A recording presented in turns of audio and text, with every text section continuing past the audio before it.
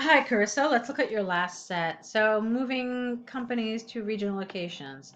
Local authorities are encouraging industries and businesses to relocate from urban areas to rural dwellings. However, while moving to regional locations helps in lowering labor costs and decreases pollution levels in cities, it also has a number of drawbacks. Okay, fine. On the one hand, I concede that there are two major advantages of relocating companies away from cities. The most significant benefit is that it helps in reducing air pollution in residential areas. Industries often pollute the environment due to the release of harmful gases into the air, which couples the pollutants from the combustion of fossil fuels from vehicles. I think it's couples with, no? Or let's see, or maybe just combines with. I definitely want a with here. So locating companies away from residential areas is sensible. Another positive is that when companies are set up in less developed areas, it reduces labor costs. Take, for example, multinational companies. These companies usually take advantage of economies of scale to produce goods cheaply.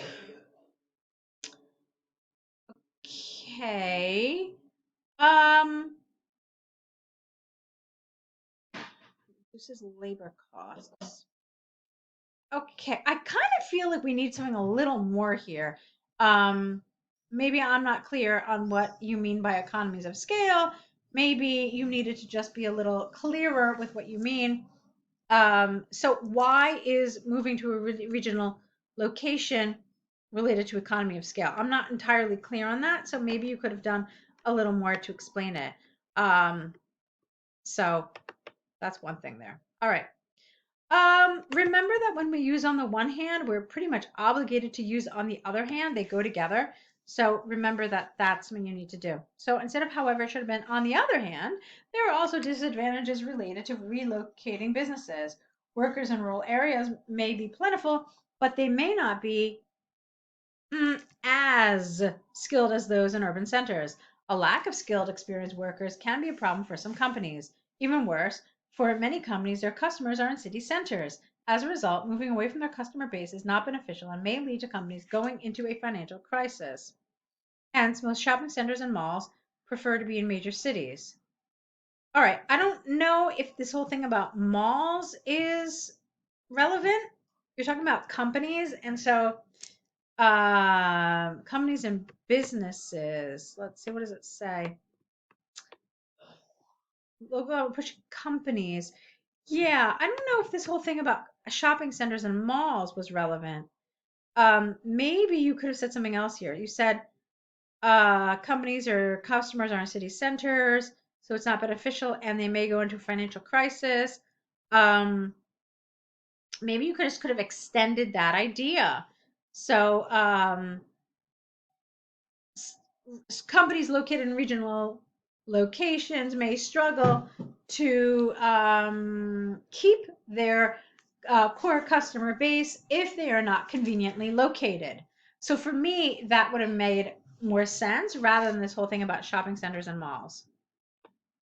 All right, so to conclude, although moving companies to rural areas decreases pollution and labor wages, it also causes companies to deal with unskilled workers and have financial cutbacks. Therefore, local governments should think carefully before relocating companies to rural settings. Okay, good. I mean, so much of this is great, Carissa. So much of this is really nicely done. I liked it. Just those a couple of comments that I made, take a look at them and just consider them when writing. Okay? Let's take a look at the T task one. Let's see. The flowchart illustrates the process of preparing 5 different types of tea, namely white, green, oolong, black, and scented. Overall, it is clear that fresh tea leaves are used to prepare all different types of tea, with the exception of scented tea. The preparation of white tea is the least complicated, whereas oolong requires the longest procedure. Perfect. The first step in the preparation of white, green, oolong, and black tea is the same, which is sorting and cleaning fresh leaves. Perfect. The next step is withering, which is the same for all except white tea, which requires steaming followed by drying. Perfect. In order to prepare green tea, the following steps are pan frying, rolling, and shaping with the addition of jasmine. For oolong tea, the last 4 steps consist of shaping, short fermentation, pan frying, and drying. In contrast, black tea requires rolling into strips for gung fu black, cutting for broken black, and followed by full fermentation or frying. Okay, let me tell you what I don't like about this. You covered everything, and the grammar is fine, but you really didn't do much. Remember that you're supposed to be doing some comparison here. Okay. So I like what you did in the beginning and then kind of just getting rid of white. Oops, what did I just do? Sorry. I like what you did in the beginning with how you dealt with white and you got rid of it.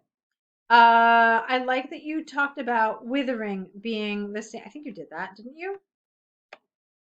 Let me see. Right. So you did that for withering. Okay. So you covered sorting and cleaning, and then you covered withering, and that was fine. I want to know what you could have then combined among these three to show commonalities. Because what you did instead, you said, okay, well, green fry has this, this, and this. And then oolong has this, this, and this. So look at this. Like oolong and black, for example, they both have fermentation, but oolong's is short, whereas black's is full. So could you have talked about that? Could you also have mentioned that all four have not only the same first step, but also the same last step, which is drying? So those are some things I would have done. I would have said that the first step and the last step are common for all four tea types. Okay. And then I would have tried to find some commonalities. So for example, uh, all three of them are rolled. If you look, rolled and shaped, shaked or rolled, and rolling, blah, blah, blah. So you could have also done that, trying to find commonalities, because what you did instead feels really mechanical. It was just like, okay, pan frying, rolling, drying, shaking. Okay, do you understand what I mean? You don't want to do that. You want to show that you're able to kind of look at this a little more critically and find connections. Okay, scented tea is prepared from green, black, or oolong tea, followed by drying, scenting with flowers and fruit. Okay. Yeah, again, I mean, you didn't really do much, followed by drying, scenting with flowers, and cooling. Could you have done something more to show a little critical thinking here? So scented tea is prepared from black, oolong, green, black, or oolong tea. Okay. Um, First the tea is dried, then it may be scented with flowers or fruits, after which it is cooled. So, I mean, it's just showing a little more like language, essentially. It's not such a list, followed by drying, scented. Do you understand what I mean? You're showing a little language capability here, and it shows a little more critical thinking about what's going on. All right, so it's fine, but I can't say I loved this, okay? All right, let's take a look. What is this we're looking at? We're looking at the 5-year carbon dioxide emission. All right, I can barely see this, so that's a challenge, but let's see what you wrote. The bar, it's not a bar graph, it's called a bar chart. The bar chart illustrates the total carbon dioxide emissions in Japan over a period of 5 years. Units of total carbon dioxide emissions are measured in, okay. Overall, comma, it is clearly seen that carbon dioxide emitted decreased over the years, with the exception of 2012. Okay, fine. The highest levels of carbon dioxide were emitted in 2008. You know what I would have done here? I would have put this overview, this statement here, I would have put it up here. All right, or in its own paragraph, but not with your paragraph that talks about details, because then we don't know if you meant this to be an overview or if it's just an extension of the paragraph, of the detail paragraph. So it's little things like that that are important. So the highest levels of carbon dioxide were emitted in 2008, whereas the lowest was in 2011. Okay. From the first year shown to the last, the annual level of carbon dioxide emission decreased by approximately 150 units, or roughly 20% from 2008. Good. Most of this decrease occurred between 2010 and 11. Perfect. Okay. Emission levels were the highest in Japan in 2008 at 750 units. However, it dropped slightly. It should be they dropped slightly because it's levels to 700 units by 2009 and remained at this level the following year.